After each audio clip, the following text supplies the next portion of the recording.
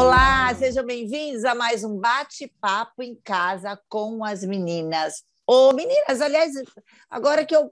Quando que a gente vai voltar presencial? Eu já quero falar com vocês sobre isso. Olha, por mim, quando você quiser. eu acabei...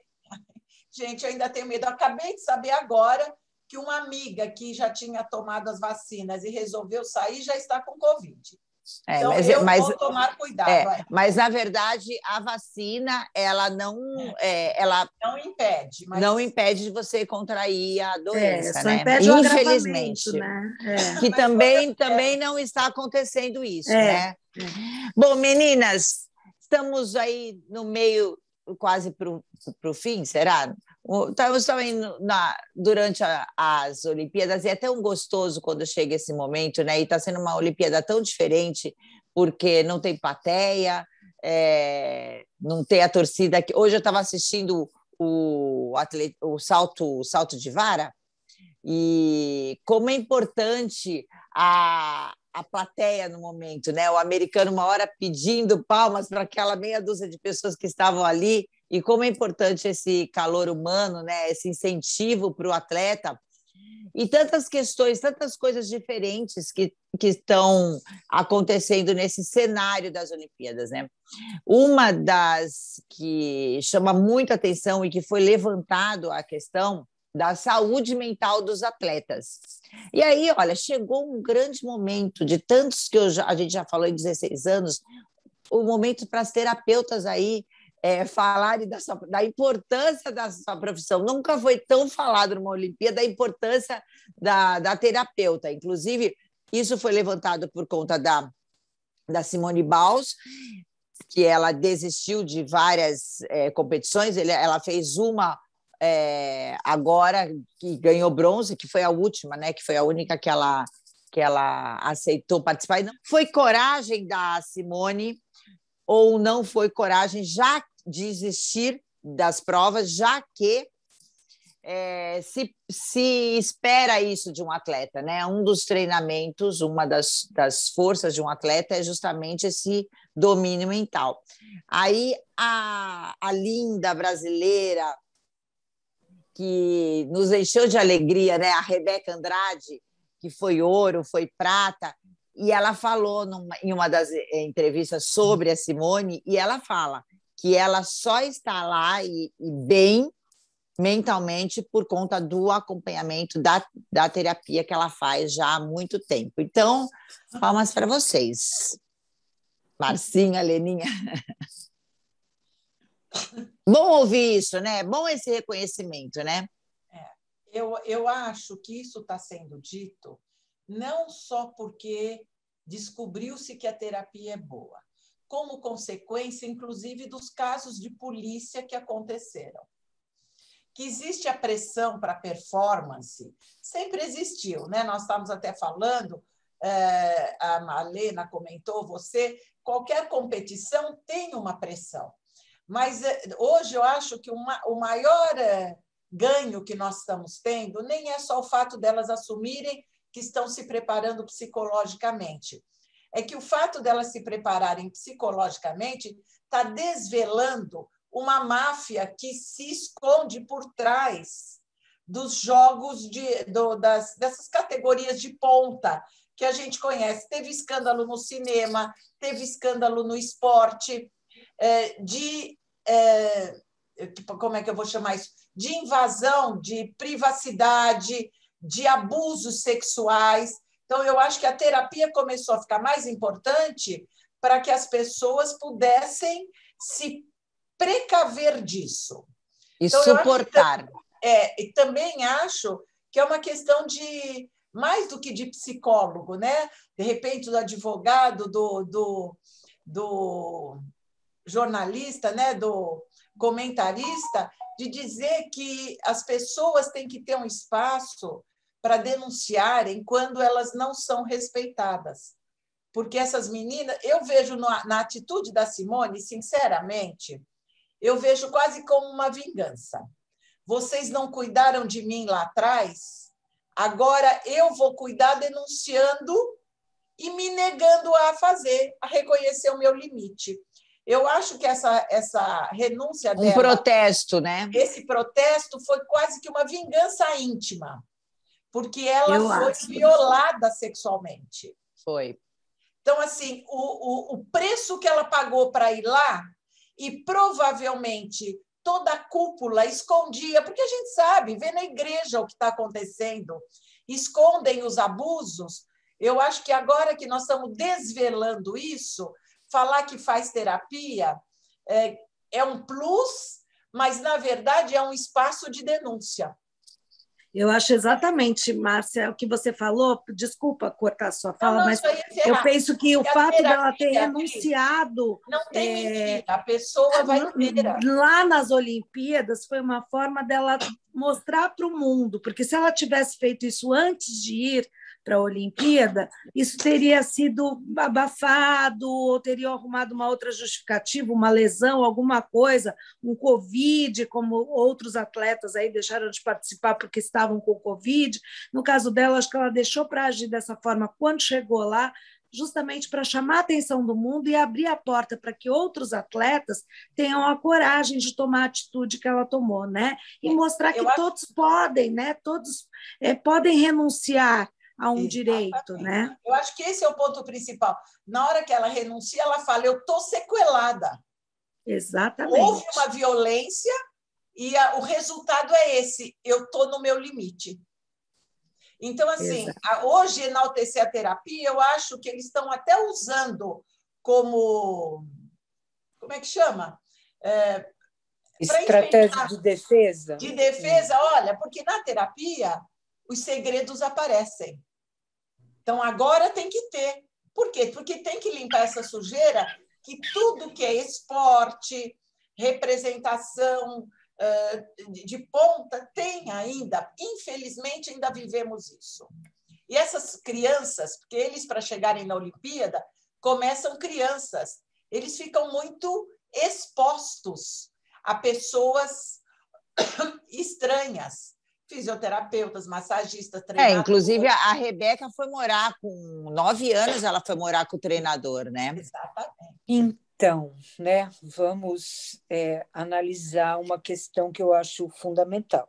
O que é saúde, né? Porque, assim, quando a gente está falando agora de Olimpíada, a gente pensa na condição física da pessoa, né?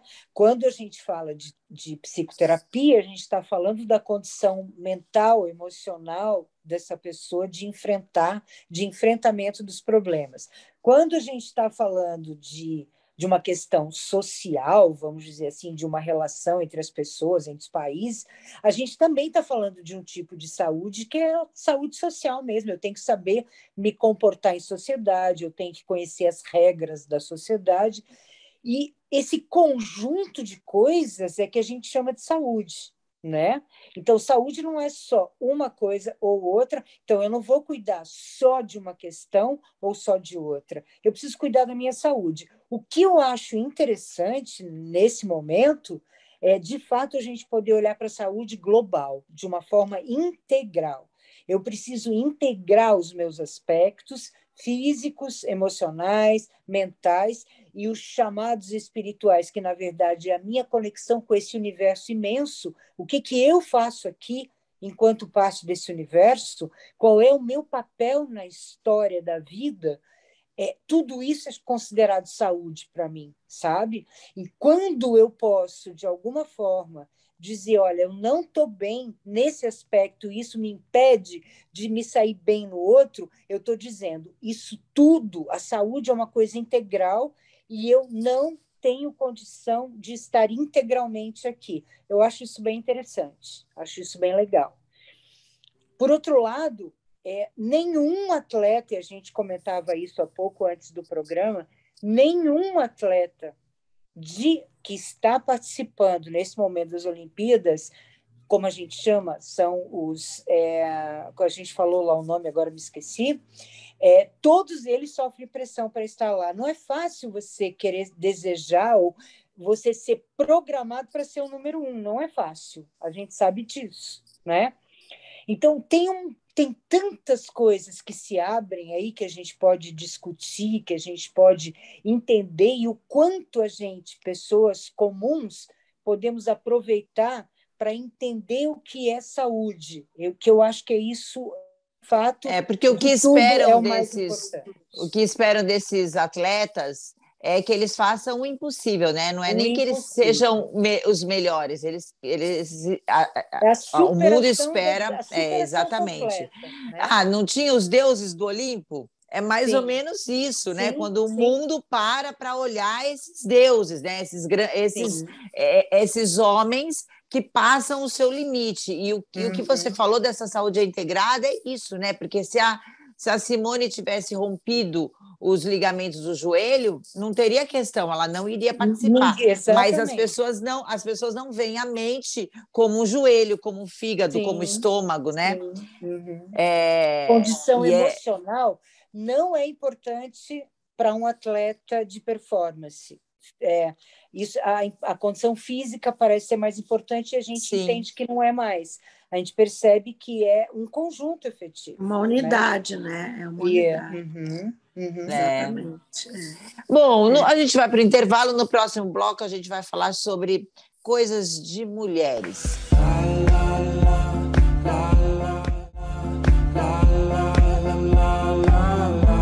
O tema que a Cris nos sugeriu por conta da questão da polêmica das jogadoras de vôlei de praia que são obrigadas, é exigido elas irem para as competições com suquine, né? Que é aquele biquíni um pouquinho maior. E foi a Alemanha, Cris, né? Que foi de shorts e foi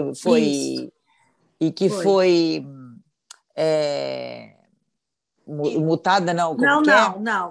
Quem foi multada foi quem começou o movimento, que foram as norueguesas, que foram multadas num outro campeonato que não era as Olimpíadas. Não, mas agora na Alemanha... Não, as alemãs repetiram esse mesmo ato nas Olimpíadas, mas nas Olimpíadas elas não foram multadas. Quem foram multadas foram as norueguesas. Não, mas eu acho que teve alguma punição, foram punidas de alguma maneira, não foram? Eu li isso. Não foram. Elas só levantaram esse movimento que foi iniciado pelas atletas norueguesas, acho que, se não me engano, norueguesas, e aí elas, para mostrar o apoio a esse movimento... E que loucura também... isso, né? Delas serem obrigadas a usarem uma peça pequena e desconfortável. Eu sempre pensei, deve ser pelo conforto, mas eu achava esquisito, mas como que vai dar? Vai usar a bola, vai agachar e é uma coisa complicada para a mulher nesse cenário, né? Os shorts não seria melhor? E quando elas resolveram fazer isso, foram punidas. É muito, muito louco isso, né? Não respeitar isso... esse direito da mulher escolher também dentro do esporte a roupa que melhor se cabe, respeitando também a uniformidade. Eu acho que o movimento veio porque eles tiravam fotos, estão jogando futevôlei, então tem movimentos, né? Diversos com o corpo. Sim. Começaram a explorar essas fotos com cunho sexual. E aí, exatamente. Foi uma das questões levantadas pelas atletas. É isso, que elas percebiam que muitos fotógrafos estavam tirando fotos com cunho sexual e parece que eram utilizadas em sites, né, de cunho sexual, essas fotos, e assim, a grande maioria, o que se discute é que a grande maioria dos dirigentes do esporte, eles são homens, né? E eles enxergam a mulher como objeto. Então, tanto que eles é que escolhem o uniforme, a mulher não tem o direito de questionar, elas dizem que não se sentem nem um pouco à vontade jogando com sunkini, né? As próprias atletas do basquete também dizem que aquele macaquinho colado no corpo que elas usam é extremamente desconfortável. As atletas também da ginástica artística, tanto que tiveram algumas atletas da ginástica artística, não sei dizer de qual país, que participaram das Olimpíadas de de macacão, né? Aquele macacão colã. Então, essa é uma questão que está sendo muito discutida. Eu achei interessante, da mesma forma que a Simone Biles trouxe essa situação que nós falamos no bloco anterior, de demonstrar todos os problemas que ela vem enfrentando nas Olimpíadas, foi muito importante que essas atletas mulheres também tenham levantado esse tema durante as Olimpíadas, justamente para chamar a atenção do mundo para essa exploração do sexual na mulher, né? E a obrigação da mulher expor o seu corpo. Elas não são, o que elas questionam é que eles não conseguem enxergar as mulheres como atletas, né? Como verdadeiras atletas, como eles enxergam os homens. Então eles acabam usando essa exposição física da mulher para outra conotação, como se elas fossem somente um objeto sexual. E é contra isso que elas lutam, né? Que elas estão lutando com esse movimento. Aliás, essa Olimpíada está sendo das mulheres, né? Que bem muito. Nossa Senhora. Eu acho que é um movimento válido nesse momento em que o mundo todo está prestando atenção na equidade de gênero, nos direitos iguais e no respeito igual. Né? A mulher, quando ela é erotizada, ela acaba sendo desrespeitada. E, de certa forma, nós também éramos passivas diante disso. Mas agora que todas se mobilizam, a gente acaba entendendo que realmente tinha uma exposição desnecessária do corpo. Mas você sabe que, assim, ouvindo vocês falarem, eu voltei lá à minha época de bailarina. A gente que lida com corpo diferente, tem uma visão do corpo diferente. Então, nunca imaginei vou usar isso e vai ser uma... A gente nunca passou por isso de usarem a nossa vestimenta para sexualizar nada. Inclusive, a gente estava acostumada a gente ia trocar, fazia várias coreografias no mesmo dia. Eu cansei de me trocar na coxia, todas as meninas, a gente está acostumada com isso e nunca a gente passou por nenhum constrangimento e cheio de técnicos, homens ali trabalhando. A gente nunca passou por esse constrangimento. E no esporte, a vestimenta é muito importante para a nossa agilidade, para não passar calor, para não baixar pressão. Muitas vezes a gente começa a fazer aula, eu vou tirando a roupa, né? No sentido de ter que estar ventilando. Então, eu nunca imaginei que essa vestimenta das meninas, seja da ginástica olímpica ou do vôlei de praia, pudesse gerar essa erotização. No meu olhar, eu nunca vi isso como uma roupa, uma pouca roupa, que era uma exposição do corpo dela, porque eu acho lindo corpos, e para mim, os corpos, quanto mais expostos, mais lindo eu acho. Não tenho problema nenhum com isso, desde que dentro do contexto deles, de atleta. O problema é justamente a visão do homem machista e de alguns homens, que não são todos, de erotizar o corpo dessas mulheres, a vestimenta das mulheres. Eu entendo assim. E tem que respeitar se a mulher falar, não quero usar assim, eu quero usar de outro jeito. É isso que tem que ser respeitado. Não é de um homem, dos homens. Na verdade, o corpo da mulher ainda não pertence à mulher. Ele é comercial. Então, é o que se faz com essas imagens no corpo da mulher. E não necessariamente são os homens, sabe? Então, você sabe o que eu acho? Eu não sei. E atinge instâncias que não são nossas. Por exemplo, mas não é um retrocesso tão grande, porque, olha, eu dançava há quantos anos atrás e nunca senti isso. A gente está no século XXI esse movimento, essa erotização, entendeu? É um retrocesso, né, no meu ver. Mas eu vou te falar uma coisa, na época que você dançava, na época que você estava mais exposta, não existia como existe hoje a tal da internet, da internet, onde sim, as pessoas que usam de má mas fé, você que tá colhem vendo que uma o problema, imagem sua, jogam... mas você está vendo que aí o problema não é a roupa? No caso do esporte, não é isso. O que elas questionam é o seguinte: não é a obrigação delas usarem uma vestimenta que elas não escolheram. Aqui a gente não está falando de escolhas, né? Se você resolve expor seu corpo, é uma escolha sua. Se o outro pensa de uma forma diferente da sua, o problema é dele. O que a gente está falando no esporte é que elas questionam que em nenhum momento elas são ouvidas, a opinião delas tem valor, as vestimentas Eu são entendi expostas, isso, mas justamente sim, com esse sim. objetivo de expô-las Então, são duas coisas. Então, sexualmente, Cris, são duas entendeu? coisas diferentes. São duas coisas diferentes. Uma coisa é a erotização de um corpo que não deveria estar erotizando. E a outra coisa é o direito delas escolherem a roupa que elas querem usar.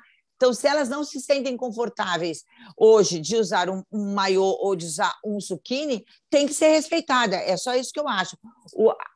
O errado nisso tudo é justamente essa erotização, mas o respeito delas, elas escolherem a roupa que for melhor para elas, nem deveria ser discutido.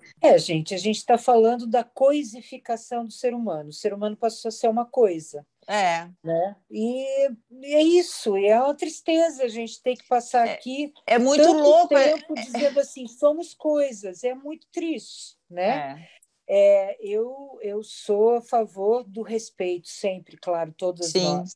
Então, assim, aonde falta o respeito, as coisas foram perdendo sentido. Desse jeito, a Olimpíada perde sentido, ou qualquer coisa onde a exposição seja muito grande, perde o sentido. Hollywood perde sentido, a arte perde sentido, tudo perde sentido porque se coisificou. Então, vamos tomar cuidado, é muito perigoso, a gente está num campo horrível. Porque, pensa, assim, eu não lembro nunca de ter se coisificado tanto um corpo como agora. Então, se fosse assim, as nadadoras não nadavam de maiô, as ginastas não teriam... Por que coisificar isso? Adorei esse termo, é isso. Coisificaram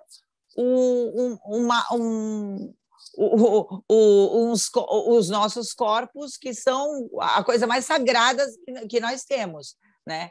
Então, eu acho muito triste. Uma coisa verdadeira. Nós vivemos num momento em que não existe o íntimo pessoal, tudo é público. Aquário, né? Está tudo complicado. E eu gostaria, antes de não falar mais nada, o Ney Matogrosso ontem fez 80 anos. E eu vi ele é um exemplo que expôs o corpo dele lindamente a vida inteira. Eu vi uma entrevista dele e concordei plenamente. Ele falou: o mundo está muito careta. Gente, é um retrocesso, é o que eu acho. Os nossos netos, achando que são modernos, nos anos 70, fazíamos coisas, nos expunhamos de um jeito tão mais bonito, poético, que era o mesmo corpo nu de hoje, mas poético. Então, o mundo está ficando careta, e por mais liberdade que a gente tenha, nós estamos presos na telinha, não tem como. E eu fico pensando agora, tudo isso, né? Isso que a Cris trouxe para a gente, esse jeito, né, de vocês interpretando. O mundo do balé hoje, que infelizmente a gente nem está vendo nos palcos, né, por conta da pandemia que parou tudo, mas o mundo do balé, eu estou falando isso dentro do meu universo, que tinham, imagina, espetáculos lindos de bailarinos nus. Teve agora eu vou lembrar, mas a Aninha lembra o nome se eu falar. Uma que eram todos nus. Lição de anatomia. Não. Lição de anatomia, teve Hair também. Então, assim, hoje não poderia. Não é um retrocesso isso, gente. Não poderia, porque a interpretação e a exposição seriam outra. Isso eu acho uma loucura, assim. Uma loucura. Como é o nome desse ator idoso da Globo que começou a fazer lives agora na pandemia?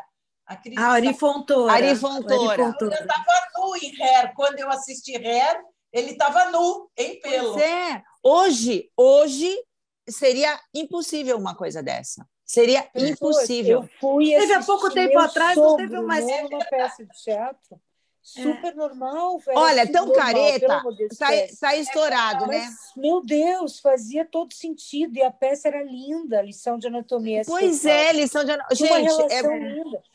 Tem uma peça... Lagoa Azul não ia poder ser esse agora. Há pouco tempo atrás teve uma exposição de arte, eu não lembro se foi em Minas, aonde foi, que tinha um modelo nu, fazia parte da exposição. Você lembra que gerou uma polêmica enorme? Danada. Porque acho que era uma exposição de crianças podiam entrar, e aí gerou essa geração está tão complicada hoje. Manu, eu sei que eu tenho que encerrar, né?